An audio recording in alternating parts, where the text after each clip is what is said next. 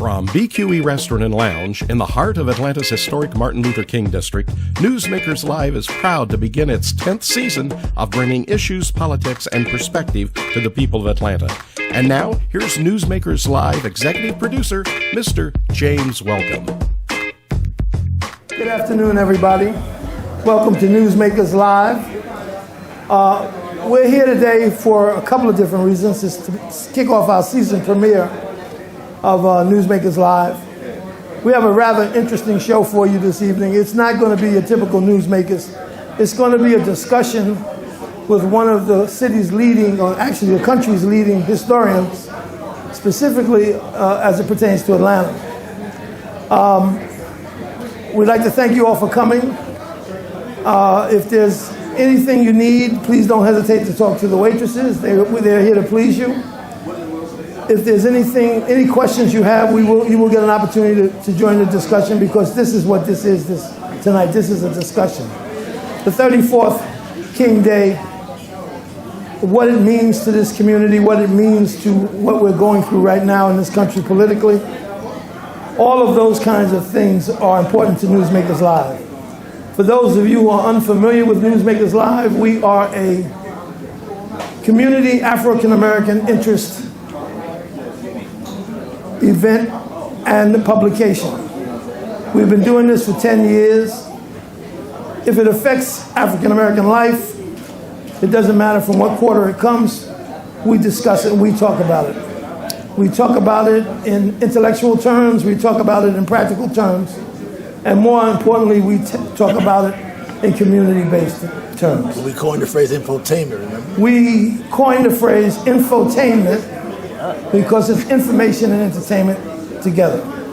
So without further ado, let me introduce you to our moderator, 8-time Emmy Award-winning journalist, my friend, partner, and co-founder of Newsmakers Live, Mr. Maynard Eaton.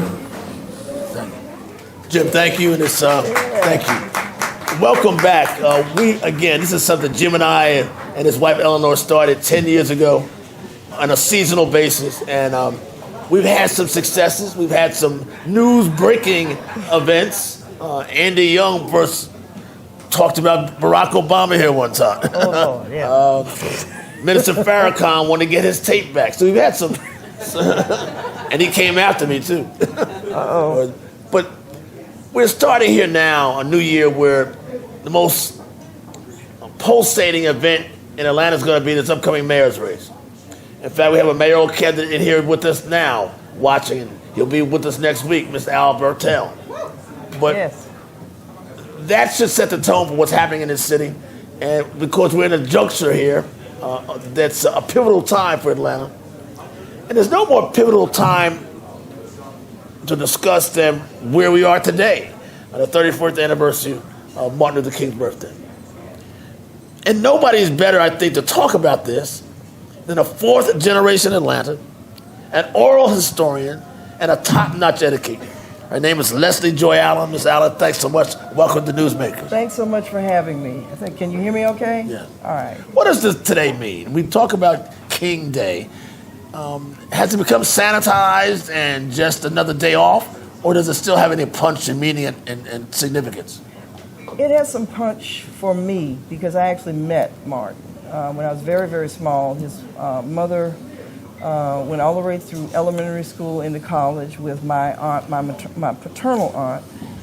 Martin was godfather to my late mate and partner in crime, Drew Williams. In fact, he introduced his parents. So for me, Martin's death, as well as the celebration of his birthday, is rather personal. I do think, though, that the continued refrain of "I have a dream" Right. is sort of, it makes him rather ethereal and lofty when he really was nothing of the kind. I thought that the film Selma, where you saw Martin smoking a cigarette, he smoked like a forest fire. You never saw him on camera this way. He loved to eat. The scene where they arrive at this woman's house and she's cooked for them. He ate too much. He also was one hell of a pool player. And so I think one of the things that we tend to do with legends, and I wrote a blog about this, about Trayvon Martin when he passed, because his death bothered me tremendously, is that Trayvon Martin is not a T-shirt. To his parents, they remember his first baby steps, a real person. And so we run the risk. Most people don't remember who the hell Dred Scott was, save for the Dred Scott decision. Most people don't know he was dead 10 months later after he lost. And he laid in an unmarked grave for 99 years until a descendant of the Blow family that actually helped him be set free. Bought this was, I think, in 1955. So have we trivialized Dr. King's memory, you think, and his deeds, or lifted them beyond to a mystical sort of romanticized him? Well, that's the problem with legend in the first place. I think there are two things that I need to say here and to get it off my chest.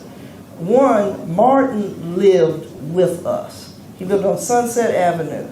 Yoki and I and every other black girl my age took piano lessons from Marion Sykes across the street. You go ask the average native Atlantan between the ages, I'm getting ready to tell a little bit now, between the ages of 50 and say 65 that took piano lessons, they took it from, there you go, you did the same thing. But he deliberately did this. And so... Wait, they took piano lessons from Dr. King? No. Marion Sykes lived across the street on Sunset Avenue. So everybody knew where his house was. He lived there deliberately. He moved deliberately to a working class neighborhood. He lived with the people he was trying to help. We have a leadership now. A lot of them I respect. A lot of their opinions I respect. But Sharpton doesn't live with us. Right, exactly. Jackson doesn't live with us. Andy doesn't even live with us anymore. When I was a child, when you went to the grocery store or the post office or to the supermarket, you would run into your elected officials because they live right around the corner from where you live. Right. How do you represent me if you don't know me? You don't know where I live. You don't know what the specific problems are. When Julian Vaughn first started out, he and Lonnie King was a classmate of mine because Lonnie came back to do his PhD because they put him out of a PhD program. But he said what they would do, they would go through the neighborhood, ask people, is there any problem? Somebody might say, well, this traffic light has been out for the last 6 months. They would go to work, get the traffic light fixed. That's how they got things done. Now what do you get? Robocalls. And if I can figure out a way to stop these Negroes from calling me 900 times to tell me to come and vote, it literally, and it's turning people off. It is. You're a fourth generation Atlantan. Yep. So your folk have been here a while. You've seen this town change, morph, whatever. Okay. Are we a better place now? Or the Atlanta I knew in 1978 seems to have disappeared?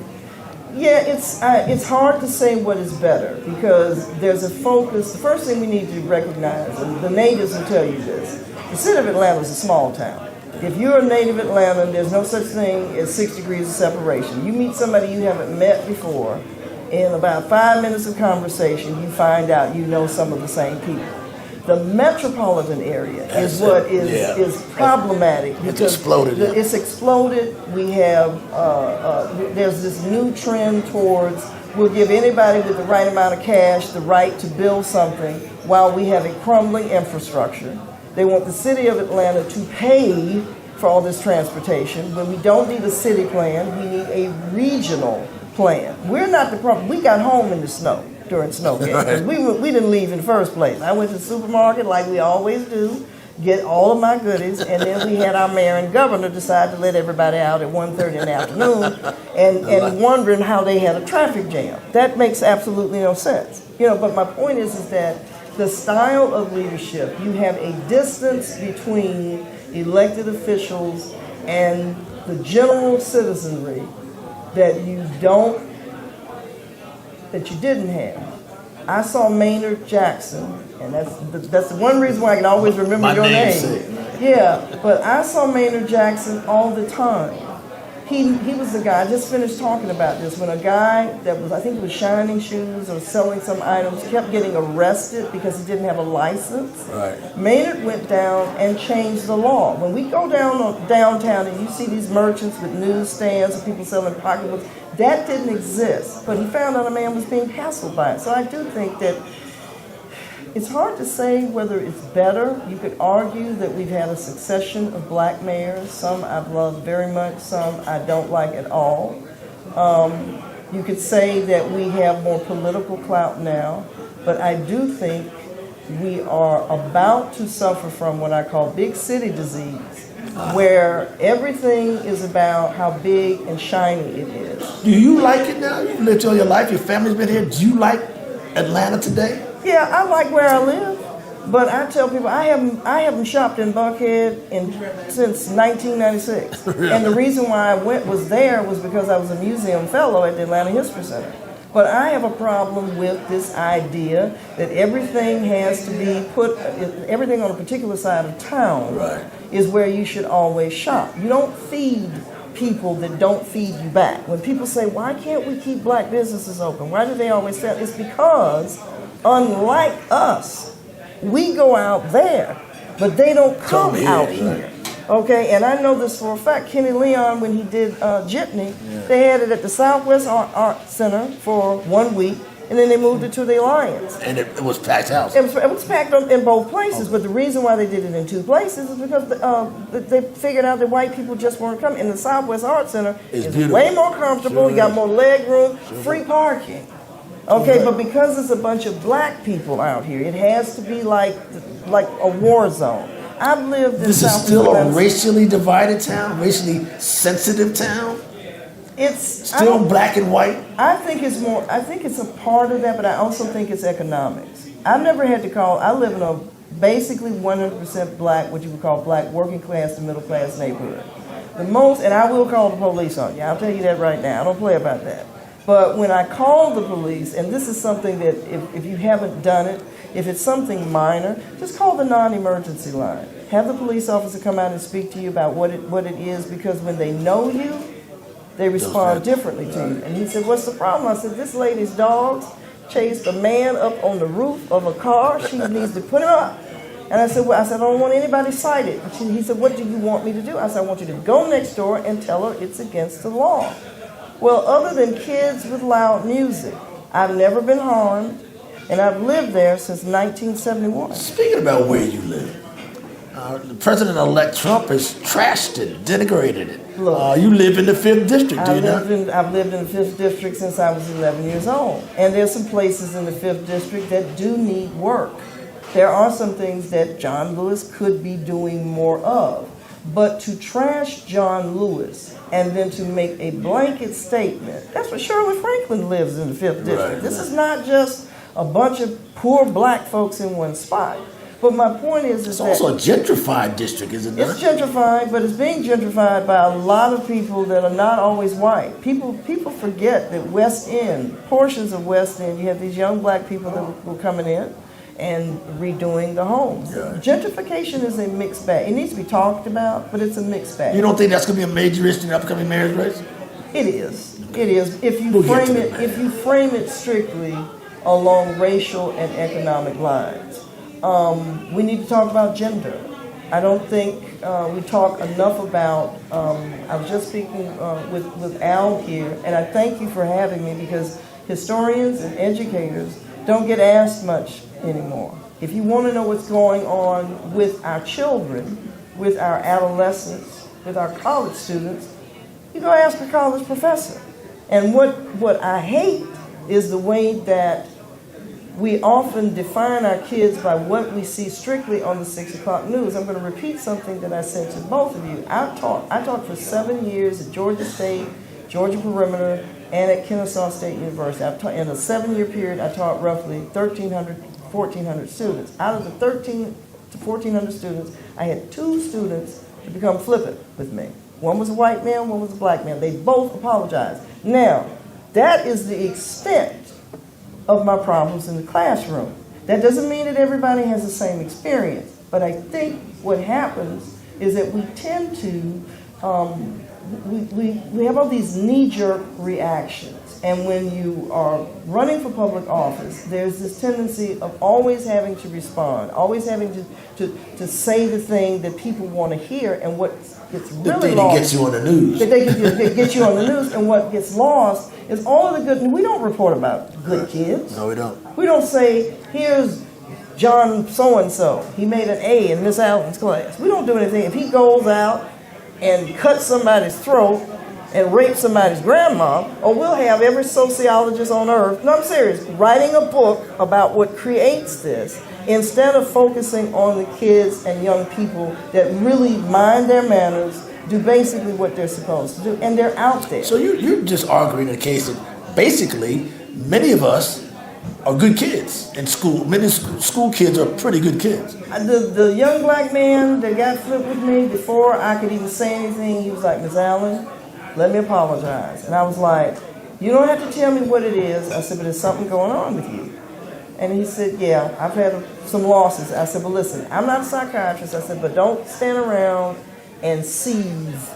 I said, if you're having some kind of problem, you come to me or somebody, and we will find someone for you to talk to. Same thing with the little white boy. Before we move on to talk more about John Lewis and this upcoming marriage race, give me what is an oral historian? I mean, what do you do? Well, oral historians literally go out and we interview people. Typically, you might say, I mentioned this before, let's say somebody remembers Auburn Avenue in its heyday from the 1940s, and you come here now and you see it sort of patchwork and the previous businesses have disappeared. Well, you go out and you find people that lived and worked here and you interview them about this area. The good part about this is that you often find out things that are not in the history books because nobody reported it, it didn't make the newspaper. So an oral historian operates from the premise that everyone has a story to tell, and I have learned I never planned to be an oral historian. Dr. Clifford Matthew Kuhn, who used to be on NPR with This Day in Atlanta History, was my original dissertation advisor. He died midway of my dissertation, which really upended a lot of things. But he was good at it. And everything, I never took his oral history class. Everything I learned from him, I learned sitting across from him at a table. And so the techniques of oral history, the first thing... Not like reporting. Not like reporting. Okay. The first thing of oral history, the first... thing that hurdle you have is generally people say, oh, child, I'm just a school teacher. I'm nobody important. And what happens is that you say, you convince them, though, but you have a perspective that other people don't have. And so before it's over, that person feels 10 feet tall, and you feel honored to have been in their presence. I have met more people who didn't think they didn't have anything to tell, and they have told things that I'm like, when did this happen? Because nobody has written about it. There was a history. There was after the library, Auburn Avenue Library. There was some. I can't remember the name of it, but it was an oral history sort of thing they had for about a year. Anyway, a friend of mine, Marie Calzer, who used to help revitalize this Auburn Avenue area, the 5th District, and Old Fourth Ward. She's a real Fourth Ward advocate. She was going to interview me. Okay. Then I started asking her a question. She said, "Oh, I'm nobody." But that turned out to be one of the best ones they've ever done, one of the best interviews they've ever done. And when she died, they used that in her funeral. I thought that was such a remarkable, because she said, man, that wasn't the way it was supposed to be. Yeah, but see, that's the problem that I think we're encountering, where you have everything around bling bling. If it's somebody famous or infamous, you're trying to get your name attached to this person, and there is the general dismissal. And I even hate to use the term ordinary, because nobody's really ordinary. Nobody's really ordinary. If you talk to people long enough, you find out how really extraordinary they are. A lot of people are, and I take nothing for granted. People ask me, why did you speak to this? There's a guy at the parking lot when I would drive to Georgia State, and he was funny. He always had something funny to say every time he drove in. But one day I stopped. I said, Ellis, where do you get all these jokes? And he said, well, I just came out of retirement. I used to be a disc jockey.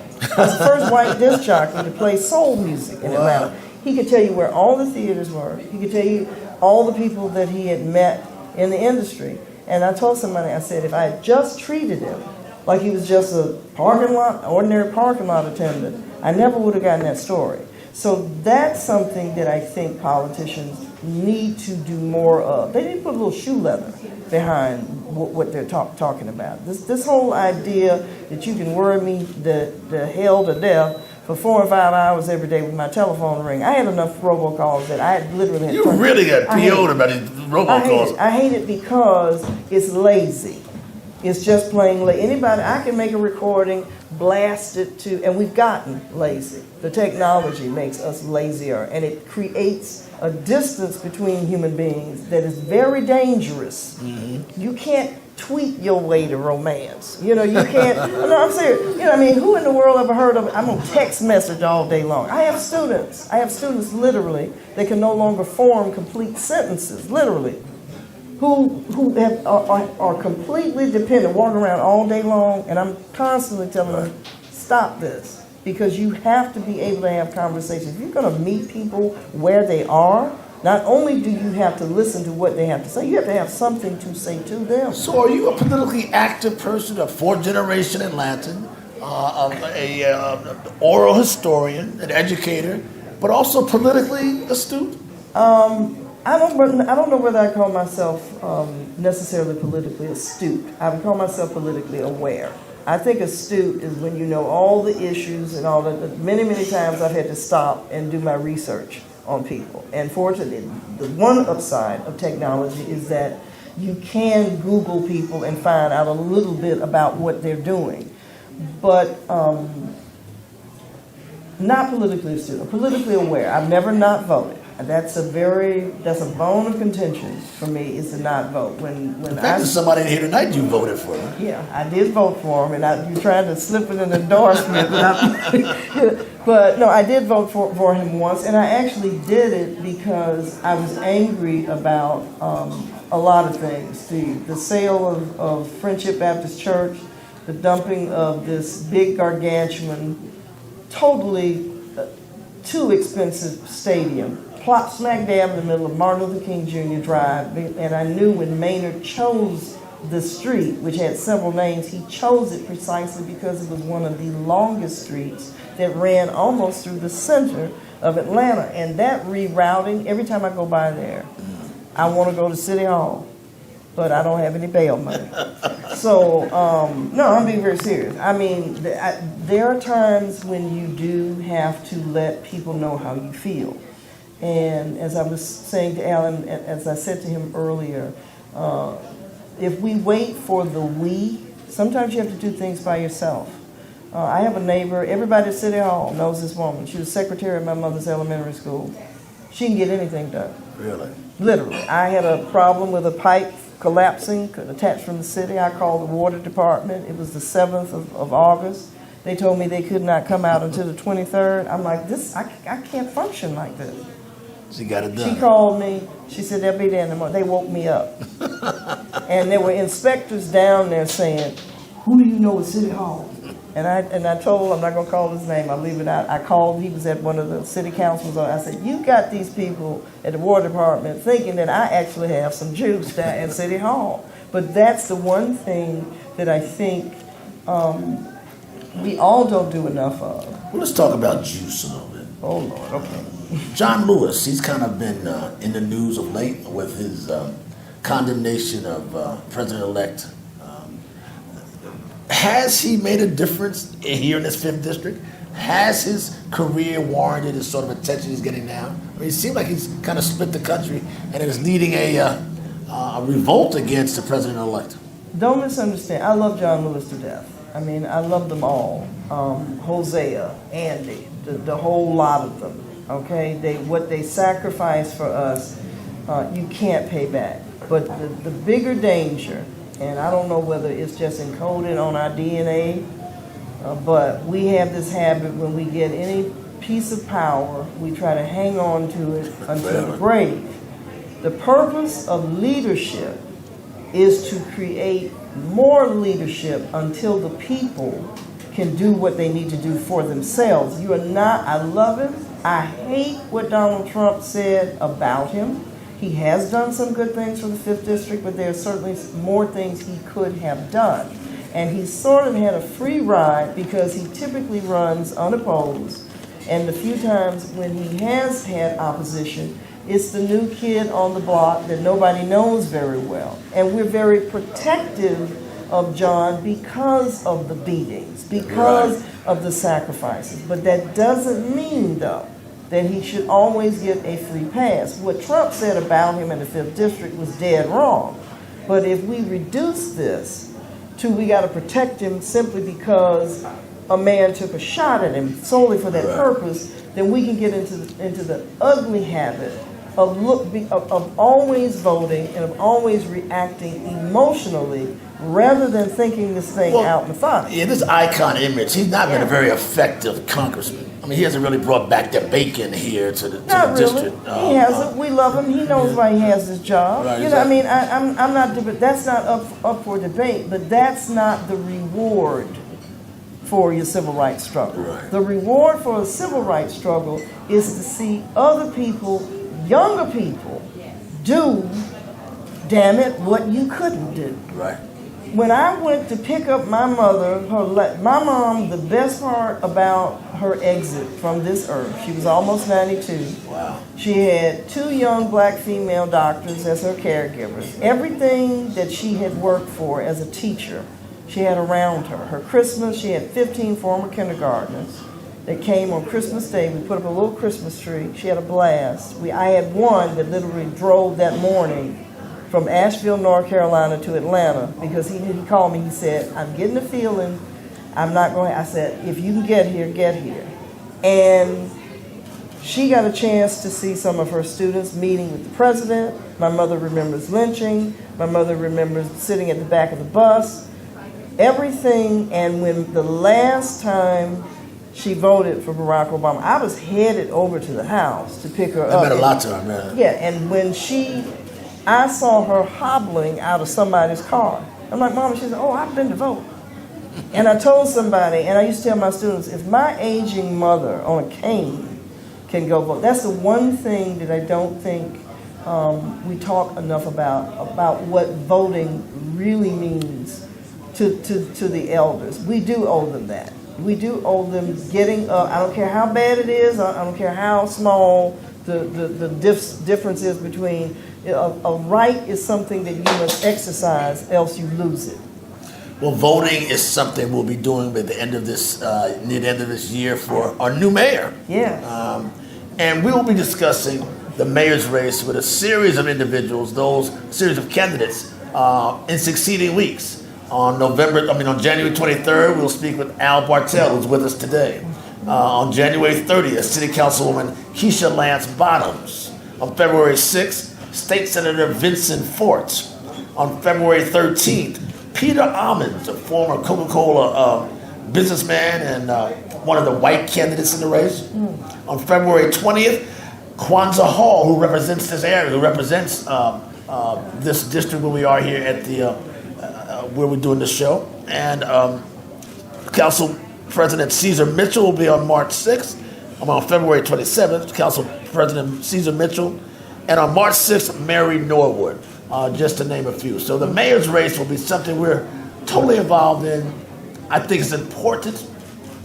The city's at a pivotal point. Yeah. And it's really a question as to whether or not we've seen the last black mayor, whether Kasim is it in terms of black leadership in this town. What do you say? I don't think, let me just say this. I'm not going to tell my age. You probably able to guess it, but About I haven't seen, be cute, man. I can't even remember 25. But I haven't seen a white mayor since I was in 8th grade. Wow. Okay, and I think Atlanta's probably the only city in the nation that can say, guess what? We've just elected our first white mayor after 43 years. I don't think any other city could actually say this. I don't think the novelty of a black mayor is there as much as it used to. I think sometimes it's an unfounded fear. I wouldn't call us a post-racial society by any stretch of the imagination, but I do think that whoever is the next mayor, regardless of their race, is going to have to contend with what I call this excessive growth. Atlanta's infrastructure is not designed for what we're seeing now. I mean, you drive down the street, and if you don't drive down it every day, you lose a landmark. That's right, it's true. And the tragedy in this, is that I'm also an environmentalist. Buildings built before 1930 are more environmentally sound than new buildings. The first time I went into a building where you couldn't open the windows, I thought I was in the twilight zone. It just didn't make any sense. But we are doing a disservice. I know what they're doing. They're making money. People get these contracts and they build them up. But you can lose the actual nature of a city by tearing down buildings. You could refurbish them, save a tremendous amount of money, and use that excess to help rebuild the city's infrastructure. Instead, we come in, we bulldoze. I've met people from San Diego that are here building. Really? You know, you got work crews that are literally coming from all around the country. Being a native, is that good to you? Do you like this explosive growth? But it only seems to be on one side of town. But is this growth healthy for us? Some of it. Or is it really moving black folks out of Atlanta?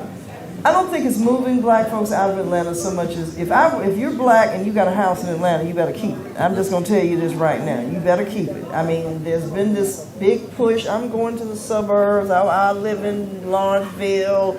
I live in Gwinnett and all this. I'm like, well, you can have it. You live too far. I'm not driving an hour to come see you. No, I mean that because I think the old adage of, you know, the white man's ice is always, I will always have this in a white neighborhood. There are some things that go on in Buckhead that are simply not reported. Okay, I can say that right now. Okay, there's a lot of stuff. There's white gangs out there that rob people. You never see it on the news. The reason why I know it is that a friend of mine he runs a senior sitting service, and he got to this lady's house one day and wasn't nothing in it but her. Oh, wow. Literally. And he said, why did you open the door and let them in? And her answer was, but they were white.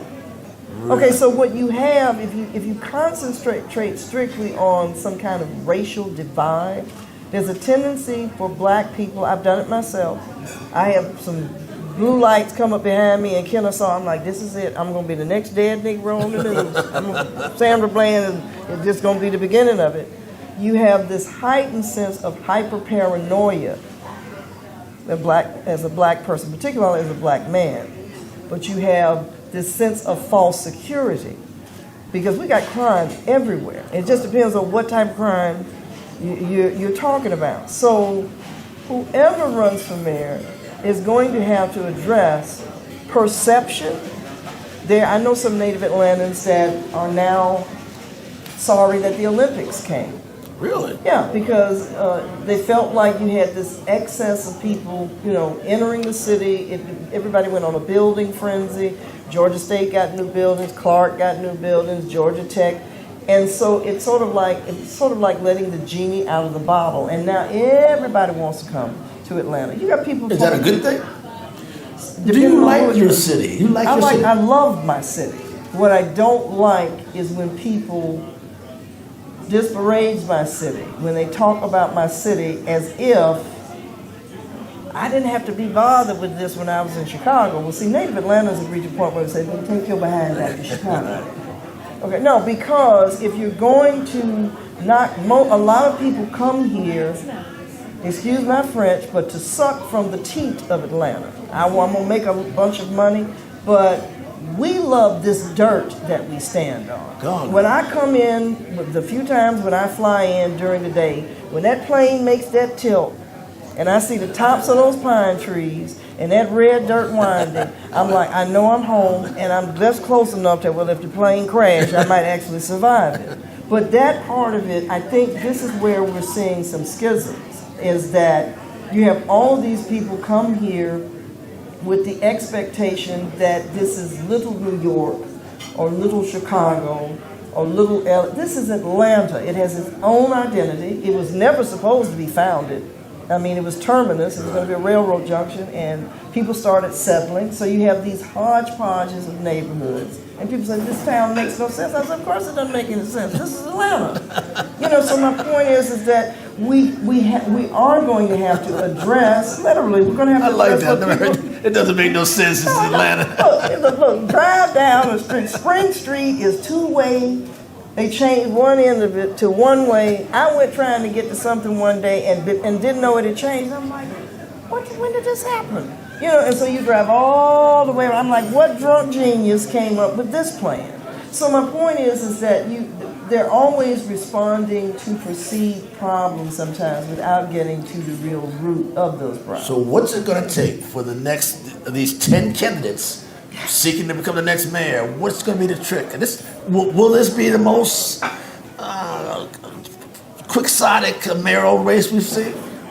It will be if it comes down to, we gotta stop, we gotta make sure we got a black man. Then you elect the first black fool. No, I'm serious. I mean, because there are candidates that do run campaigns. No, I'm serious. There are candidates that run campaigns like that. Yeah. I'll be honest with you. I told people I would get up on the set when Kasim was running the first time, if you don't mind me talking about him. If you don't mind. Hey. Okay, when he was running the first time. He don't like us either. That's right. I would get up on a Saturday Especially morning. Jill Welcome. I would get up on a Saturday morning and all of these black people were coming and sticking these placards in my door. I drive to the supermarket. They'd be on the corner waving banners and I'm like, if they're being paid, who's spending this money? He at least has to feed them and make sure they have some water. They were like that out there like gangbusters. And I told somebody, I said, there is a machine behind Kasim. I don't mind telling you that I wanted Lisa Borders to win. She is from here. Her roots are deep here. I think some of the tones, she's dealt enough in large administrations enough to know how to run City Hall. I just think I think there was this sense though. I found it odd that she wasn't endorsed in many respects by the traditional black leadership that knew not only her father, her grandfather, and that long history. So there was something about him coming into office. I don't hate him, but I do think Didn't it really hurt her when she stepped out to take care of her parents and then got back in? I thought it was that break. I thought it was that, as I recall. But what kind of people have we become when somebody stops to take care of their parents, hurts them in an election? That's true. We have to take some responsibility for this as well, because look at who we elected president. Come on now, you would have to have a good third of the country would have to be so ignorant until you elect somebody that goes around insulting people on the air, saying all kinds of vulgarity, and he still gets a free pass. He thinks he has a mandate, but he does not. 92 million folks, 92 million people did not vote. And what I was saying earlier, one of the reasons why we're having problems with voting, and I found this out from a younger colleague of mine, she said my first presidential election was the Gore-Bush election, where you had the hanging chads in Florida. And she said the young people that were voting for the very first time, they felt like if this is going to happen, this is a sham anyway. So you have to, that's why I brought up what I said about talking to educators and young people. You don't know what's going on with these kids if you look on the 6 o'clock news. All you're going to see is a brother in an orange jumpsuit. Do you have a favorite in this upcoming mayor's race? You're not going to put me on the spot. Now, you got one. I did vote for this gentleman who is here against Kasim Reed. And I know people would say, but that was a wasted vote. I don't think always that votes are wasted votes. I think what we are going to have to think about is what I said about standing alone. We cannot wait for the crowd. That's what people forget. I'm going to say this, and a lot of people in the civil rights movement might get pissed off. But the vast majority of black ministers and the vast majority of church people during the 50s and 60s were not participants in the civil rights movement. Martin Luther King Jr., fresh from his PhD when he went to Alabama, a man by the name of E.D. Nixon, major organizer, Pullman Porter, he bullied young ML into taking the helm of what would become the SCLC. And when ML said, listen, these men have been here longer, they're older, he said, but that's precisely why I want you. Because the white folks downtown haven't gotten to you yet. Okay, and that message was plain and clear. In other words, this is why nothing changed. You have people that get entrenched. The deference sometimes shown to clergy is unhealthy. Sure is. It is counterproductive. They need to be challenged. They're human beings. That divinity degree does not make you any closer to God than anybody else. Though they think so. Sometimes they think so. And so when you don't challenge them, when it's just the assumption that what they say, is correct, that what they do. They do a lot of good work, but the structure of the church, the black church, has been like this. You got black men right here. He's got his deacon board that's going to protect him from any upsets, and then you got the women doing all the grunt work. And then they get patted on the head. I'm so proud of your sister, so-and-so. I'm not proud of me because I'm working for free. You know, no, I'm serious. Leslye Joy Allen, Lord have mercy. Historian, the heavy historian. No, Thank you so much. Historian, Tide sister, you name it. Thank you for having Thank you. me. Thank you so much. Newsmakers Live. But you started our year off with a bang. Our 10th anniversary. I couldn't have had a brighter, more beautiful woman with a brilliant mind. You're very kind. Thank And you so now much. my partner, Jim Welcome, will wrap it up as always. He's sitting over there carping and grinning at me from the sidelines. You know, that's what I love Mayor. He's the best that I know in this business. He's able to talk to people peacefully, and at the end of the day, get the real answer without really asking the hard questions. I love it. Really? Okay, so now, this is where I piss everybody off. And I really like doing it. He does. There are several things that happened up here on the stage today. We had an opportunity to visit with the intelligentsia and get their take on the history and what's currently going on. I agree that we should not couch our congressmen,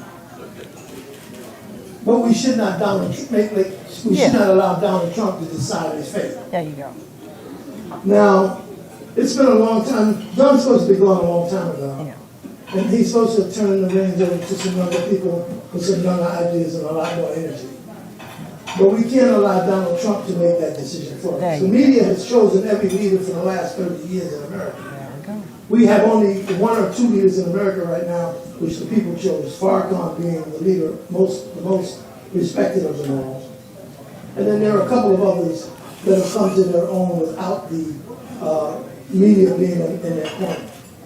As far as Atlanta and its growth pattern, it's growing like every other major city that Buckminster Fuller visited in the 50s and 60s. Those of you who don't know who he is, you need to go check out who is Buckminster Fuller. The plan for these cities existed a long time ago, and it involved turning southern cities that were primarily middle class and lower class families into major metropolises because of their location to other cities and how it interplayed with commerce. The mayors that we've had for the last 3 mayors have all been about commerce, not about community. Yeah. And that's the problem. Yes. If you're going to be a successful mayor in Atlanta, you have to be about both community and commerce. But do not make the mistake of not understanding that this is the only African American led city that thrives in America. That's true. All the rest are in trouble, either financial or they've gone totally by the wayside. So we have to have and continue to have the balance that we currently have for the cities, for the people and for the cities. We need commerce. We need access to commerce. The good thing about being an African American in Atlanta is that you have access. Sometimes you have to fight it. It's really hard to get it, but you have it. At the end of the day, this Newsmaker season, and our 10th year, should be a phenomenal year because we intend to have every one of these people who want to be the mayor of the city up on the stage. And if they don't come, we will tell you. Lisa Borders was a great candidate and could have been a great candidate, but she was afraid of the common person. She was dealing so much with the higher ups in the city that she forgot that black people out here are the people who are going to elect you. I think that she lost the election, or less the possibility of being elected. She was in a big meeting, and she made a statement in that meeting which I think destroyed her candidacy. She said, I think my wife was with me that day, she said, I have to teach black people how to deal with white people. Or I have to educate white people on how to deal with black people. That was the worst thing she could have ever said. And from that point on, I watched her candidacy go down. Ladies and gentlemen, we thank you for coming out. This has been Newsmakers. My man. All right.